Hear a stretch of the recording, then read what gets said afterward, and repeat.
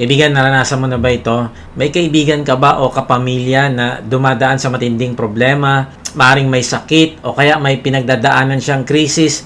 Tapos habang kachat mo siya, naramdaman mo yung prompting ng Holy Spirit na i-share kung paano ka binago at tinulungan ng Lord sa ganong sitwasyon. Kaya kinuha mo yung phone mo at nag-type ka ng napakahabang text. Andun yung paborito mong verse, andun yung encouragement, andun yung mismong testimony mo kung paano ka iniligtas ng grace ng Diyos. Nakangiti ka pa habang nagta-type. Pero bago mo pindutin yung send button, bigla kang napaisip, paano kung magalit siya sa akin dahil sa text ko na ito? Paano kung isipin niya na nagmamarunong ako o masyado ako nagbabanal-banalan? Tapos baka screenshot niya pa ito at pagtawanan ako sa ibang group chat. O kaya, baka layuan na niya ako. So, ang ending, binura mo tuloy lahat ng sinulat mo. Sabi mo na lang, kaya mo yan, laban lang. Sabay lagay ng praying hands na emoji. Kaibigan, that is the fear of man in action. Naranasan mo na ba yon? Hawak na natin yung pag-asa, dala-dala na natin yung solusyon, pero pinipili pa din nating manahimik. Pinipili nating itago ang Panginoong Yesus dahil mas takot tayo sa sasabihin at iisipin ng tao kaysa sa utos ng Diyos. Natatakot tayong ma-reject. Kaya nga sa ating series na Disciple ay pag-uusapan natin yung katotohanan na tinawag niya tayo para sumunod sa Kanya. Hindi lang sa loob ng kwarto natin, kundi lalo na sa labas pag may kaharap na tayong ibang mga tao. Kaya nga, ang title natin for today is Fear God, Not Man. Ano ba ibig sabihin nito?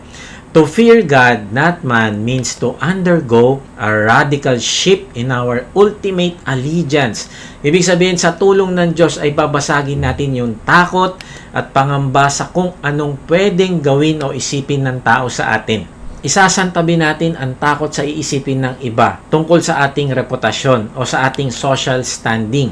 Pag sinabing fear God, not man, ay papalitan natin yung takot natin sa tao ng takot sa Diyos at pagkamangha sa Kanya, sa Kanyang authority, sa Kanyang power, sa Kanyang grace. Ang ibig sabihin ay kapag lubos mong naiintindihan na dahil sa grace ng Diyos ay naligtas ang iyong kaluluwa sa pamamagitan ng iyong pananampalataya sa Panginoong Yesus at na-realize mo na hindi ka deserving na iligtas ng Diyos pero ginawa niya dahil mahal ka niya, naku, isasantabi mo yung takot sa ibang tao.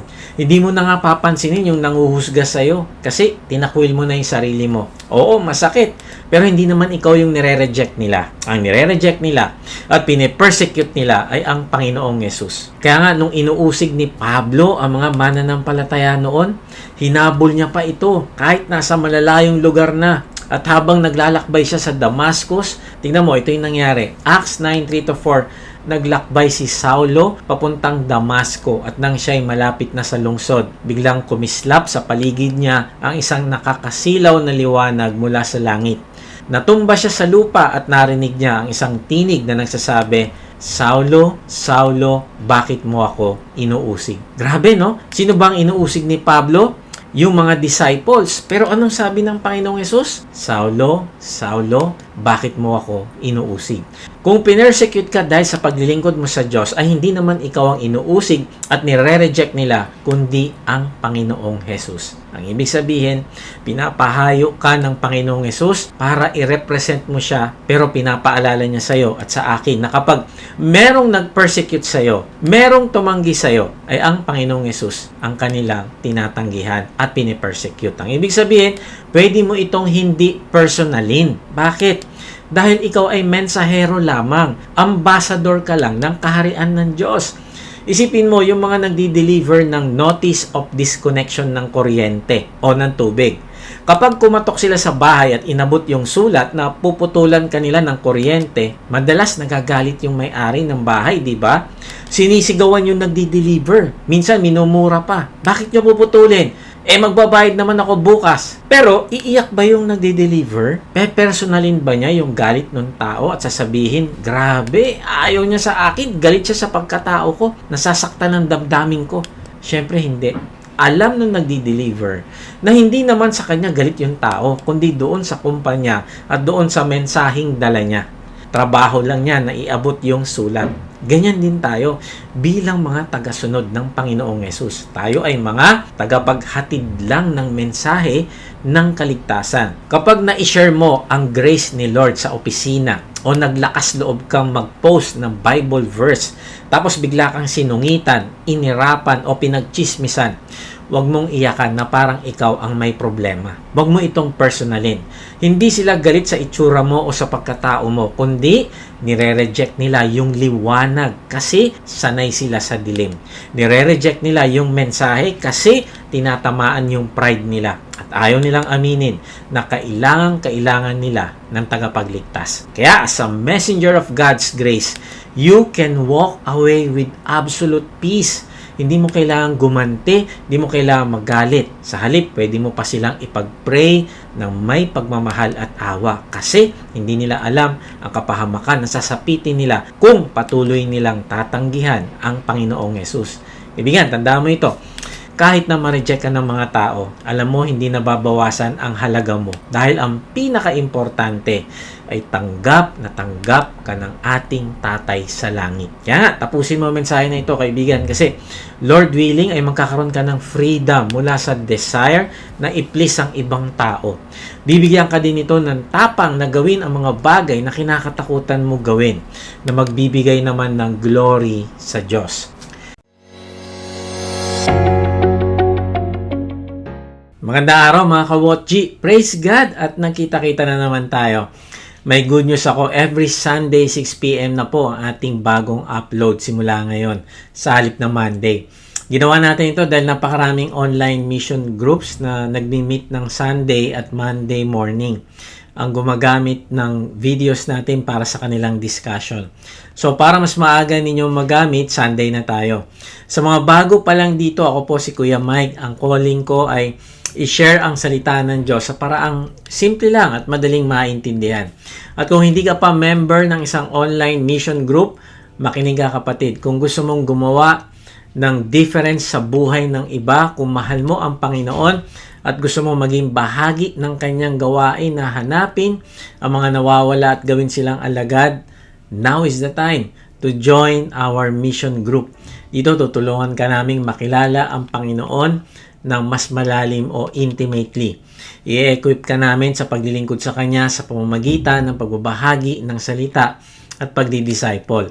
Kung ito ang tinitibok ng puso mo na sumunod sa panawagan ng Diyos sa atin, mag-type ka lang ng join sa comment section o kaya naman ay i-message nyo kami. Okay, paano ba natin mapagtatagumpayan yung takot sa mga tao at sa halip ay maipakita natin na nasa Diyos ang ating takot at ang pinakamataas na paggalang natin? Una, stop hiding what Jesus has given you. Pangalawa, replace the fear of man with the fear of God. At pangatlo, remember that God knows you by name. So una, pag-usapan natin, stop hiding what Jesus has given you. Huwag mo itago kung anong binigay sa'yo ng Panginoong Yesus. Ang ibig sabihin ay, kikilalanin natin na ang kaligtasan na binigay sa atin sa pamamagitan ng pananampalataya natin sa Panginoong Yesus ay hindi nakadisenyo na itago lamang natin. Hindi ito private secret, kundi nakadesign ito na ipahayag sa iba. Tingnan natin ang sinasabi mismo ng Panginoon sa Mateo 10:26-27. Kaya huwag ninyo silang katakutan, sapagkat walang bagay na natatakpan na hindi mahahayag, at walang natatago na hindi malalaman. Ang Panginoong Yesus ang nagsasalita dito at sabi niya, huwag ninyo silang katakutan. Sino ba itong sila? Sila yung mga umuusig, mga naninira at mga humuhusga sa mga disciples noon ng Panginoong Yesus. At sa panahon natin ngayon, sila din yung mga taong umaatake sa ating pagkatao ng patalikod. Sila yung mga taong pinagtatawanan tayo dahil lang sinabi mo na ikaw ay Christian. Sila yung mga taong maaring nag-persecute sa'yo o minak ka, pinagtawanan ka kasi binahagi na mo ng mabuting balita. Sa trabaho, minsan ito yung false accusations. Maaring hindi ka nakisama sa korupsyon o pandaraya sa opisina. Kaya tuloy, bigla ka na lang nilang siniraan sa boss mo. Gumawa sila ng mga kwento na hindi totoo kaya ka tinanggal. Ginawa nila ito para pagtakpan yung kalokohan nila. O kaya naman sa pamilya at barkada. yung pinagtatawanan ka, ginagawan ka ng chismis, tinatawag kang ipokrito o feeling holy kasi hindi ka na nakikisama sa mga dati nyong bisyo. Hindi ka na sumasang-ayon kapag yung isang tao ay pinag-uusapan ng mga negatibong bagay. Minsan pa nga kahit kasama na natin sa pananampalataya, alam mo, may mga Kristiyanong nagbabash at nagka-cancel sa social media kasi magkaiba daw ang pananaw nila sa isang issue. Nakakalungkot. Kasi kapag biktima ka ng injustice, di ba ang natural nating reaksyon ay ipagtanggol yung sarili natin. Or worse, aatras ka na lang at itatago mo ang faith mo para tigilan ka na nila.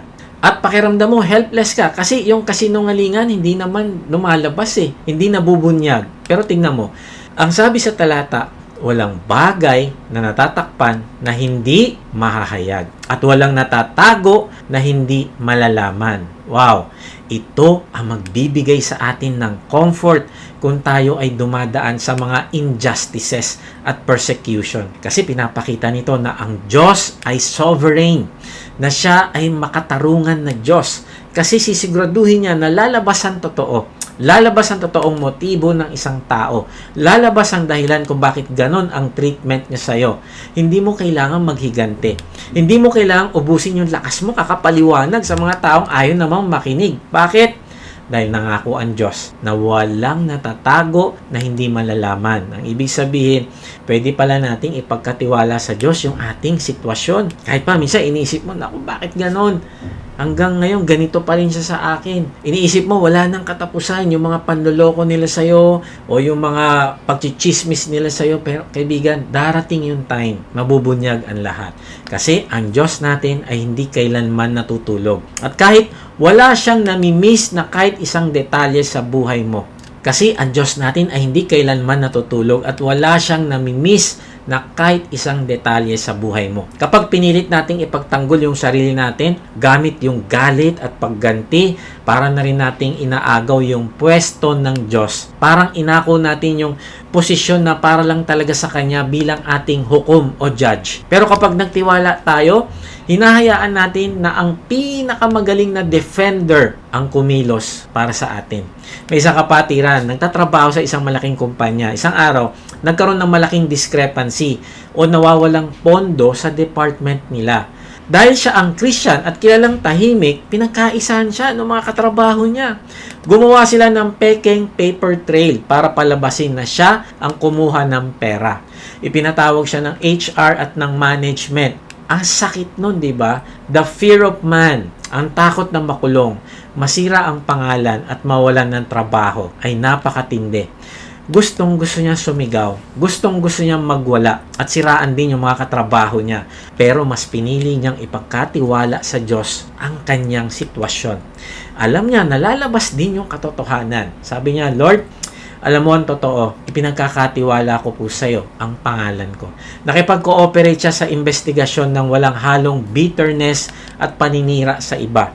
Makalipas ang 2 buwan ng matinding stress, nagkaroon ng independent system audit ang kumpanya. At alam mo ba kung anong nangyari? Lumabas sa hidden logs ng computer system kung sino talaga ang nag-manipulate ng files. Ang mga taong nanira sa kanya ang mismong nahuli sa sarili nilang bitag. Nalinisan ang pangalan niya nang hindi niya kailangang makipag-away. Kaibigan, lalabas at lalabas ang totoo dahil walang natatago na hindi ibubunyag ng Diyos. Kapatid, pwede mo ipagkatiwala ang reputasyon mo sa Diyos dahil siya mismo ang nag-alay ng kanyang reputasyon para sa iyo.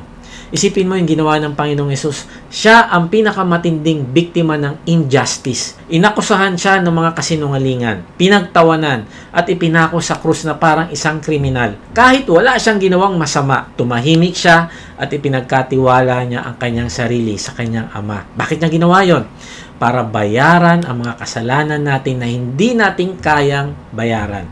Para iligtas tayo by grace.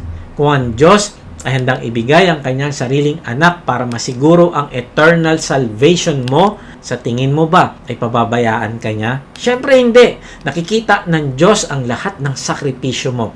Nakikita niya ang bawat luhang pumapatak kapag inaakusahan ka ng mali. You are completely known, fully loved, and eternally justified in Christ. Kaya kapag inatake ka ng mundo, huwag kang matakot at huwag kang magtago. Tumayo ka ng tuwid at may kapayapaan dahil ang Diyos ng katotohanan ang siyang maninindigan para sa iyo. Kaya nga bilang disciple ng Panginoon ay sa halip na itago natin yung ating kaligtasan at mga tinuro sa atin ng Diyos ay ipahayag natin ito sa mga tao. Sabi sa susunod na verse, anumang sinasabi ko sa inyo sa dilim, sabihin ninyo sa liwanag, at ang narinig ninyo sa bulong ay pagsigawan ninyo sa ibabaw ng mga bubungan. Kaibigan, napakaganda ng picture na dinodrawing dito ng Panginoong Yesus. Ine-encourage niya tayo na buong tapang nating ibahagi ang katotohanan na itinuro niya sa atin. Ang ibig sabihin, yung dilim at bulong na tinutukoy sa talata ay yung mga intimate at personal na oras mo kasama ang Panginoong Yesus.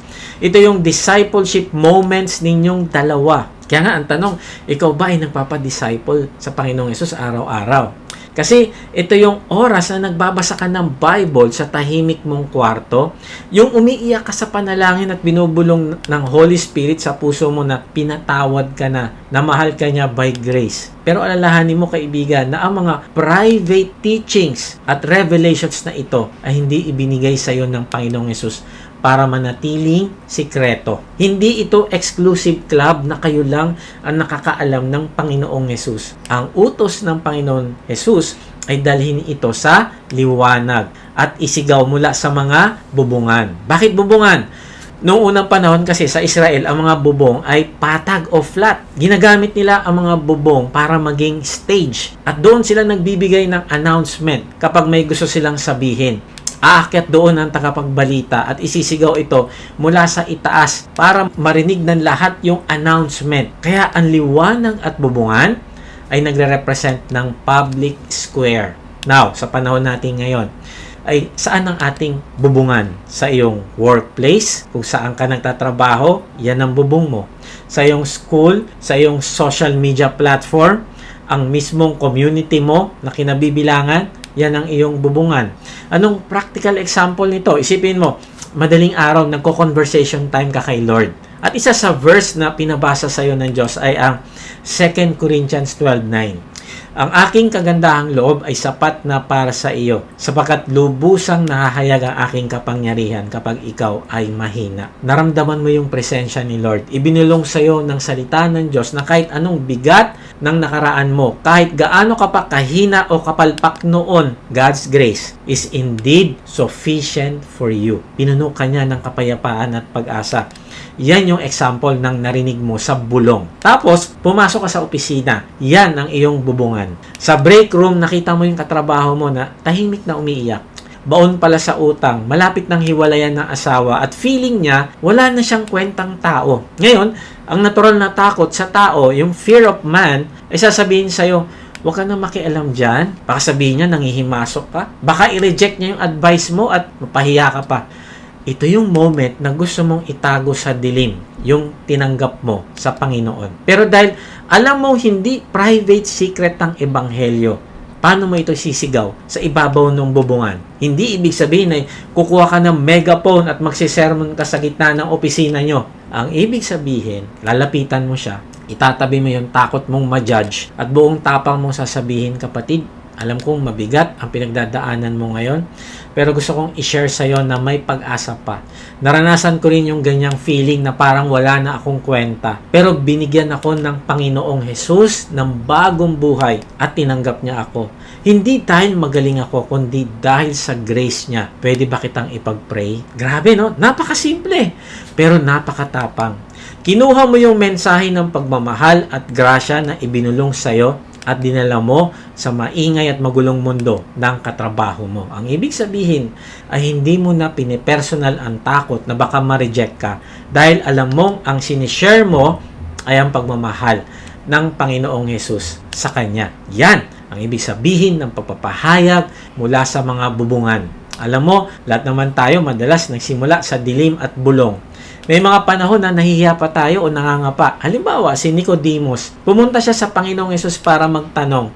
Pero ginawa niya ito sa gabi. Bakit sa gabi? Kasi isa siyang Pariseo, isang kilalang pinuno ng mga Hudyo at miyembro pa ng Sanhedrin. Napakataas ng posisyon niya. Kung makikita siya na nakikipag-usap sa Panginoong Hesus ay maaring mawala itong posisyon na ito. Maaring mawala ang elite status niya, yung yaman niya at yung career niya.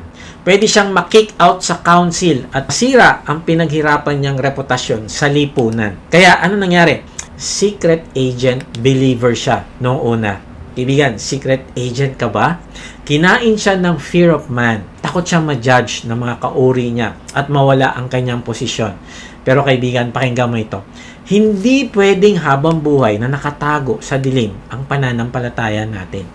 Darating at darating ang araw na hahamunin ka ng sitwasyon para manindigan. At nangyari ito kay Nicodemus. Noong mapako ang Panginoong Hesus sa krus, mababasa natin ang pagbabagong ito sa John 19:38-39.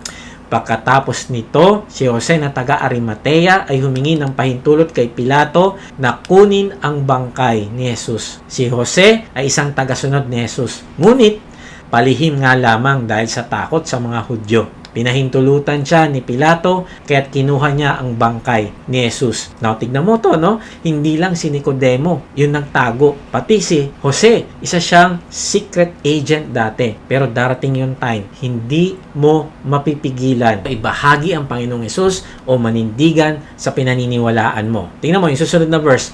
Sumama sa kanya si Nicodemo, may dalang mga 34 na kilo na pinaghalong mira at alo. Siya ang lalaking nagsadya kay Jesus isang gabi. Imagine mo ito. Ito yung oras na pinakadelikado na malaman ng mga tao na ikaw ay disciple ng Panginoong Jesus. Ito yung oras na mismong mga apostol nga ay nagtakbuhan at nagtago sa takot na baka sila na ang isunod na ipako. Pero anong ginawa ni Nicodemus? Noong iniwan si Jesus ng marami, dun siya lumabas sa liwanag. Kasama si Jose na taga Arimatea. Buong tapang nilang hiningi kay Pilato ang katawan ng Panginoong Hesus. Nagdala pa si Nicodemus ng mamahaling pabango, mga 34 na kilo ng pinaghalong mira at alo. Grabe, gamit lang ito para sa mga hari. Pero alam ni Nicodemus na ang Panginoong Hesus ang hari ng mga hari. Napakabigat ng ginawa niyang yon. Publicly, sinasabi niya sa lahat na siya ay disciple ng Panginoong Hesus. Alam niya ang pag-iinitan siya ng buong Sanhedrin pagkatapos nun. Pwede siyang palayasin sa lipunan nila o baka ipapatay din siya, pero he was willing to let go. Binitawan niya yung pagkapit niya sa kanyang titulo, binitawan niya yung kanyang pride, at ipinagkatiwala niya sa Diyos kung anuman ang magiging consequences ng ginawa niya. He let God deal with his situation. Kaibigan, stop hiding what Jesus has given you. Kung binigyan ka ng magandang posisyon sa trabaho o sa kumpanya, gamitin mo ito to lead with integrity. Maging patas ka at ipakita ang karakter ng Panginoon sa mga katrabaho mo. Kung binigyan ka ng impluensya o maraming followers sa social media, gamitin mo ito to share the truth and grace of God. Kung binigyan ka ng talento sa pagsasalita o magandang boses, gamitin mo ito to encourage at ipanalangin ang mga taong nawawalan ng pag-asa. Kung binigyan ka ng financial blessing, gamitin mo ito to bless someone in need ng patago at suportahan ang gawain ng Panginoon. Hindi para lang sarilinin at gawing security blanket mo. At higit sa lahat, kung binigyan ka ng kwento, isang patotoo, kung paano ka iniligtas, kung paano ka pinatawad at binago ng grasya ng Panginoong Hesus mula sa madilim mong nakaraan, kaibigan, gamitin mo ito to give hope sa mga taong wasak na wasak ngayon. Huwag mo itago yung testimony mo dahil lang sa hiya sa iisipin ng iba. Ibinalik ka ng Diyos sa liwanag, kaya huwag mong itago ang ilaw mo sa dilim. Isigaw mo mula sa mga bubungan kung gaano kabuti ang Diyos sa buhay mo. Okay, paano ba natin makapagtagumpayan yung takot sa mga tao at sa halip ay maipakita natin na nasa Diyos ang ating takot at pinakamataas na paggalang. Una, stop hiding what Jesus has given you. Pangalawa, replace the fear of man with the fear of God. Palitan mo yung takot mo sa tao ng pagkatakot mo sa Diyos. Ang reason kaya mas takot tayo sa tao ay maaaring wala tayong banal na pagkatakot sa Diyos. Sabi sa Mateo 10:28, at huwag ninyong katakutan ang mga pumapatay ng katawan, ngunit hindi nakakapatay ng kaluluwa, kundi katakutan ninyo siya makakapuksa ng kaluluwa at ng katawan sa impyerno. Kaibigan, anong pinakamalalang pwedeng gawin ng tao sa iyo? Ang pinakamalalang pwedeng gawin ng tao sa iyo ay saktan ka o patayin ang pisikal mong katawan. Siraan ang reputasyon mo o tanggalin ka sa trabaho. Pero hanggang doon lang yon. Limitado ang kapangyarihan nila. Pwede kang i-torture at pugutan ng ulo, pero meron silang hindi pwedeng gawin sa'yo. Ang itapon ang kaluluwa mo sa impyerno. At pag naalala ko yung kwento ni Stephen na pinagbabato ng mga umuusig sa kanya sa Acts chapter 7, grabe yung tension at sakit sa eksenang yon. Isipin mo, nakatayo siya sa harap ng mga religious leaders na nangangalit ang mga ngipin sa sobrang galit. Kasi galit na galit sila sa message ng kaligtasan na dala ni Stephen. Sa sobrang puot nila, tinakpan nila yung kanilang mga tainga. Sumigaw na napakalakas at sabay-sabay siyang dinaluhong. Kinaladkad nila si Stephen palabas ng lungsod na parang isang kriminal. At doon, walang awang pinagbabato. Hindi ito mga maliliit na bato, kaibigan. Ito ay mabibigat na bato na nakakabali ng buto, nakakabasag ng bungo at dumudurog sa laman. Bawat bagsak ng bato sa katawan niya ay may dalang matinding pisikal na sakit, pasa at pag-agos ng dugo. Nakapaligid sa kanya ang mga taong puno ng galit, nagsisigawan at gustong-gustong burahin siya sa mundo. Napakatindi ng pressure. The physical pain was agonizing at yung terror ng kamatayan ay nasa harapan na niya. Pero ano naging reaksyon ni Stephen habang siya ay binabato at unti-unting namamatay? Hindi siya nagmura, hindi siya nagpanik o sumigaw ng paghihigante. Hindi rin siya nagmakaawang itigil nila yung pababato para lang iligtas yung sarili niya. Hindi. Sa gitna ng walang awang pag-ulan ng mga bato at sa bingit ng kamatayan, tumingala siya sa langit. Nakita niya ang kaluwalhatian ng Diyos at ang Panginoong Hesus na nakatayo sa kanan ng Ama. Hinihintay siyang umuwi. Sabi sa Acts 7:59-60, at habang binabato nila si Esteban, nanalangin siya ng ganito, Panginoong Hesus, tanggapin mo po ang aking espiritu. Lumuhod si Esteban at sumigaw ng malakas, Panginoon, huwag mo po silang pananagutin sa kasalanang ito. At pagkasabi nito'y siya'y namatay. Narealize ko na kaya ng mga taong patayin siya. Kaya nilang wasakin ang pisikal niyang katawan. Pero hindi nila kayang tanggalin ang kapayapaan na nasa puso ni Stephen. Bakit? Kasi alam niya makakasama niya ang Panginoong Hesus sa susunod na buhay.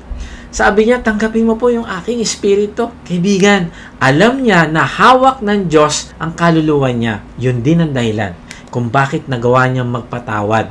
Habang nalalagutan siya ng hininga, lumuhod pa siya at sumigaw, Panginoon, wag mo po silang pananagutin sa kasalanang ito. Grabe no, mamamatay na lang siya, ay kapakanan pa ng mga pumapatay sa kanya ang hinahangad niya. Yun ang dahilan, kaibigan, bakit ang isang tao ay hindi dapat matakot sa kapwa-tao? Kasi alam mo na mapapahamak sila. Naiintindihan ni Stephen na ang mga taong bumabato sa kanya ay talagang nasa panganib. Grabe, kung meron mang mamamatay, nako, ang mamamatay sa dagat-dagatang apoy ay sila, hindi siya. Maaaring mamatay siya physically pero spiritually nasa Panginoong Hesus na siya. Pero sila, kawawa naman. At umiiral sa kanya yung pagmamahal doon sa mga taong bumabato sa kanya at pumapatay sa kanya. Grabe no? Siya na ang pinapatay pero nasa isip niya, sila ang nasa panganib at hindi ako. Wala silang takot sa Diyos na kayang dalin ang kanilang kaluluwa sa impyerno. Na-realize ko na ang nararamdaman ni Stephen sa mga pumapatay sa kanya, hindi takot kundi matinding awa. Kaya nga, to replace the fear of man with the fear of God is to undergo a radical shift in our ultimate allegiance and reverence. hindi ito takot sa Diyos na parurusahan ka, kundi isang malalim, banal na pagkamangha sa isang pinakamataas na authority. Yun ang fear of God. At dahil alam mo na siya ang pinakamataas na authority, ay ilalagay mo din yung pinakamataas na paggalang mo, pinakamataas na pagsunod, pinakamataas na pagsamba, pinakamataas na pagmamahal, na di baling kamuhian ka ng minamahal mo dahil sa pagsunod mo sa Diyos kasi mas mahal mo ang Diyos. Nakakalungkot kasi maaaring minsan sasabihin sa atin ng ating asawa na dayain natin itong dokumento na ito para mas lumaki yung savings natin. Pero kahit alam mong hindi ito kalooban ng Diyos, ay susundin mo kasi mas mahal mo ang iyong asawa kaysa sa Diyos. At takot ka mag-away kayo. Maaring uutusan tayo ng ating magulang na gawin mo ito, magsinungaling ka para maprotektahan ang pangalan ng pamilya natin sa mga kamag-anak natin. Pero kahit alam mong hindi ito nakaka-please sa Diyos, ay gagawin mo kasi takot kang matawag na walang utang na loob o sawail na anak. Nalala ko may isang anak, sabi ng magulang niya na gumawa siya ng payment request sa isang service na hindi naman nila ginawa. Pero by God's grace ay tumanggi ang anak na ito at mas pinili niyang sundin ang Diyos kaysa matakot sa sabihin ng kanyang magulang. Maaaring sinasabi ng boss mo na palitan mo yung mga numbers sa report para gumanda ang tingin sa atin ng kliyente. Kaya lang, kahit alam mo kasalanan sa Diyos ang pandaraya, susundin mo kasi mas takot ka sa boss mo kaysa sa mabigyan mo ng glory ang Diyos sa iyong opisina. Kaibigan, lahat ng ito ay mga sitwasyon kung saan tinatalo tayo ng fear of man. We compromise our obedience because we fear people more than we revere God. Tingnan mo, pag mas takot tayo sa tao, sabi ni Charles Spurgeon, it is not hellfire we are to fear, but God. To fear man is to pay a dishonorable homage to a dying worm and to insult the living God. Kaibigan, kapag mas natatakot tayo sa tao, ay iniinsulto natin ang Diyos. Binibigyan natin ang tao ng kapangyarihan na wala naman siya. Parang sabi ni Spurgeon, worm. So ang tanong, paano natin mapapatagumpayan ang takot sa tao? Alam mo sa science may principle na hindi pwedeng okupahin ng dalawang bagay ang isang espasyo ng sabay. Kung may baso ka na puno ng hangin at gusto mong tanggalin ang hangin, di mo kailangan ng vacuum. Kailangan mo lang punuin ng tubig ang baso. The water expels the air. Tama ba? Ganyan din sa puso natin. Hindi sinabi ng Panginoong Hesus na try hard to be brave. Sabi niya, palitan mo yung takot. Andiyan na yung takot, pero palabasin mo yan. Palitan mo.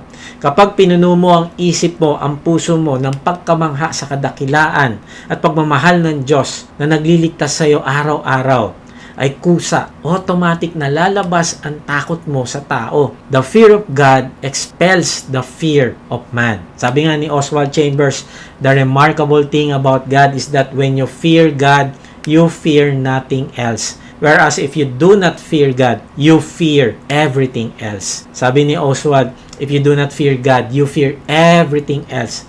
Kapag wala kang takot sa Diyos, matatakot ka sa lahat ng bagay. Bakit? Kasi kapag hindi ang Diyos ang pinakamataas na authority at anchor ng buhay mo, magiging alipin ka ng opinion ng mundo. Sa kanya ka susunod. Hahanapin mo yung security. Hahanapin mo yung value at identity mo sa mga temporary na bagay, sa pera, sa posisyon, o sa kung anong sasabihin ng ibang tao. At dahil dyan, palagi ka na lang tuloy nag-aalala.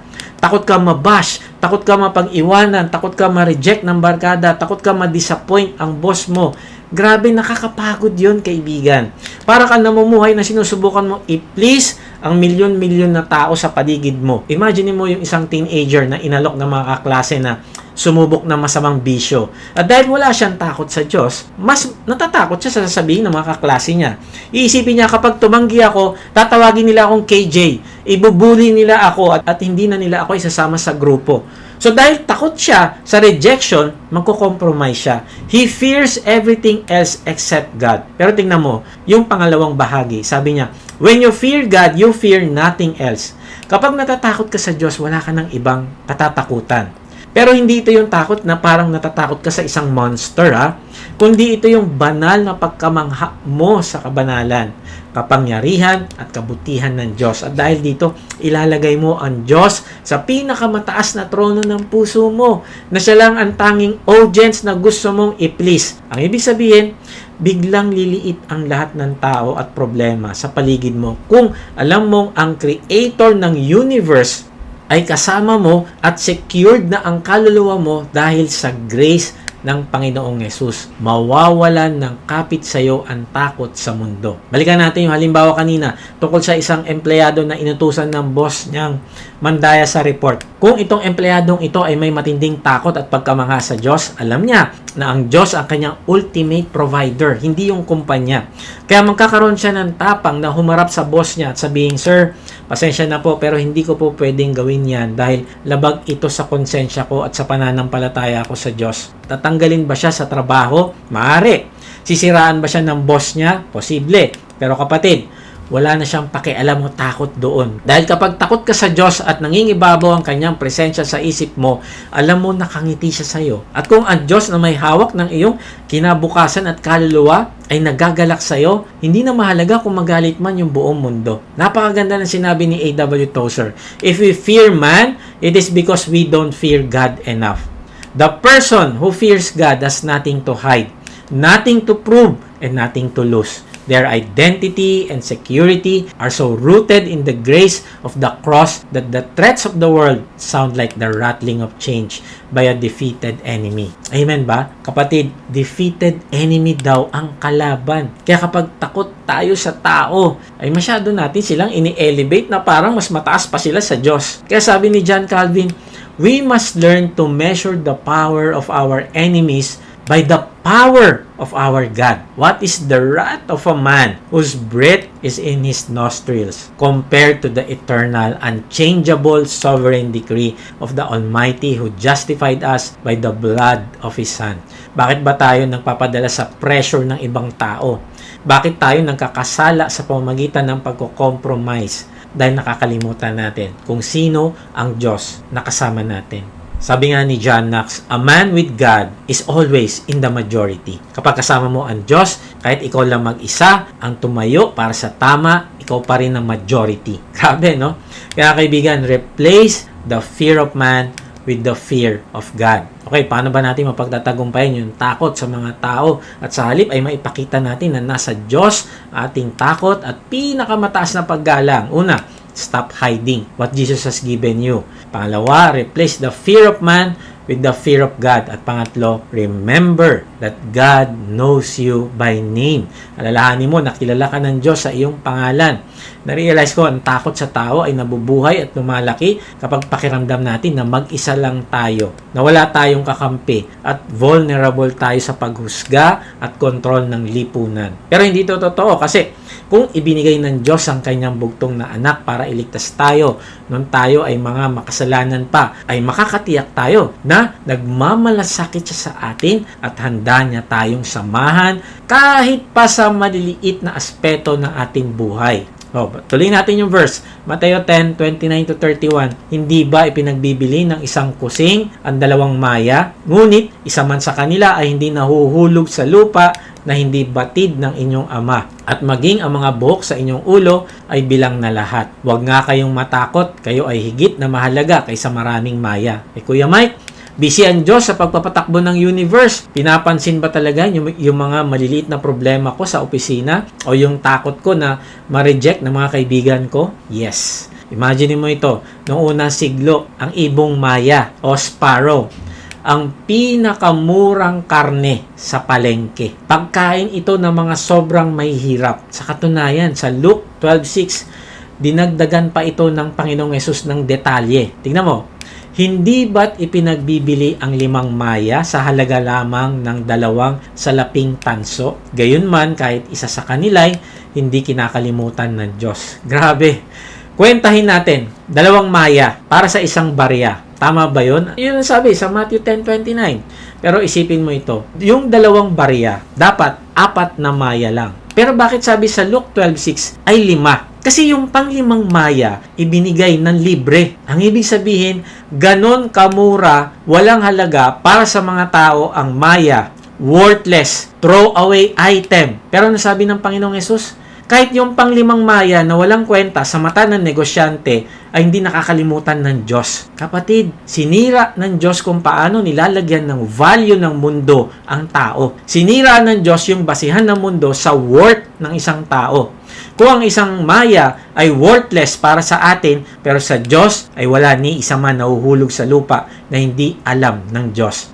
Now, kung ganito kahalaga ang mga maya sa Diyos, ay paano pa kaya tayo sa mata ng Diyos? Kaya nga sabi niya, huwag nga kayong matakot. Kayo ay higit na mahalaga kaysa maraming maya. Na-realize ko, ang takot natin sa tao ay nagmumula sa paniniwala natin na ang halaga o worth natin ay nakabase sa sweldo, mas mataas ang posisyon mo. Naku, ang taas-taas ng value mo tuloy, yung tingin mo sa sarili mo o tingin ng ibang tao sa iyo. O kaya, sa dami na nagla-like sa iyo, minsan doon mo binabase yung iyong worth. Takot tayo maging tulad nung panglimang maya na walang pumapansin. Pero sinasabi ng Diyos, ang value mo hindi nakadepende sa kung paano ito sinusukat ng mundo, kundi ang worth mo ay nakabase sa dugong ibinuhos ng Panginoong Hesus sa krus. Kaibigan, alahanin mo ito. Kung naalala ng Diyos ang murang ibon, gaano pa kaya ikaw na binili niya ng dugo ng Panginoong Hesus? Kaibigan, mahalaga ka sa Diyos. In fact, sabi sa Matthew 10:30, at maging ang mga buhok sa inyong ulo ay bilang na lahat. Wow, grabe. Ganito ka-personal ang Diyos sa atin. Mina-micromanage niya ang pagmamahal sa atin. Bakit ko nasabi? Kasi may humigit kumulang 100,000 na buhok tayo sa ulo. At wala tayong pakialam kapag may nalaga sa atin habang naliligo tayo. Tama ba? Pero alam ng Diyos to. Ako hindi ko bibilangin ng buhok ng anak ko, pero ang Diyos alam niya ang bilang ng buhok nating lahat. Now, kung alam niya ang bilang ng buhok mo, sa tingin mo ba hindi niya alam ang pressure na nararamdaman mo sa trabaho o sa eskwelahan? Hindi niya ba alam ang bigat ng mga desisyon mo sa pamilya at sa negosyo? Hindi niya ba alam yung kaba mo kapag nag-iisip ka kung paano mag-cut ng cost o maglipat ng gamit para lang makatipid sa pang-araw-araw na gastusin? Hindi niya ba alam yung mga tahimik mong panalangin habang naglalakad ka tuwing madaling araw para humingi ng kalakasan? Hindi niya ba alam ang stress mo kapag may mga hindi umuusad na projects o yung pag-aalala mo kapag may binibenta kang property o negosyo at naghihintay ka ng tamang presyo? At higit sa lahat, hindi niya ba alam ang mga pangarap at kaba mo para sa kinabukasan ng asawa mo, ng mga anak mo, at ng mga kabataang dinidisciple mo? Kapatid, alam niya lahat ng iyan. Bago mo pa man problemahin kung paano babayaran ang mga bills o paano itatawid ang pamilya sa mga susunod na buwan, nakita na ng Diyos ang sitwasyon mo.